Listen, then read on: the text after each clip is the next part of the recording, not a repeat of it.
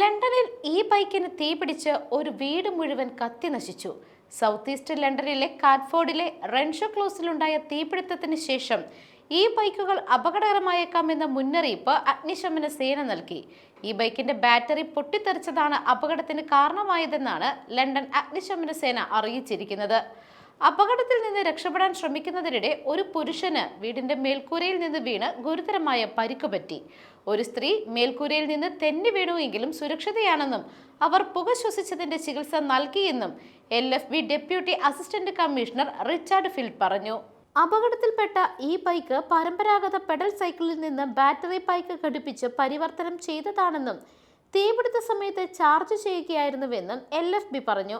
തീപിടുത്തത്തിൽ വീടിന്റെ 1-ാം നിലയുടെ ഭൂരിഭാഗവും കത്തി നശിച്ചു. അപകടത്തിന് കാരണമായ ബൈക്ക് ഒരു ഓൺലൈൻ മാർക്കറ്റിൽ നിന്ന് വാങ്ങിയതാണ്. ഈ വർഷം ലണ്ടനിൽ ഏകദേശം 160 ഈ ബൈക്ക് ഈ സ്കൂട്ടർ തീപിടുത്തങ്ങളാണ് റിപ്പോർട്ട് ചെയ്യപ്പെട്ടിരിക്കുന്നത്. ഈ ബൈക്കുകളിലെയും ഈ സ്കൂട്ടറുകളിലെയും ബാറ്ററികൾ പരിഷ്കരിക്കുകയോ മാറ്റം വരുത്തുകയോ ചെയ്താൽ വിനാശകരമായ തീപിടുത്തത്തിന് കാരണമാകുമെന്ന് charity electrical safety first chief executive Lesley Root പറഞ്ഞു.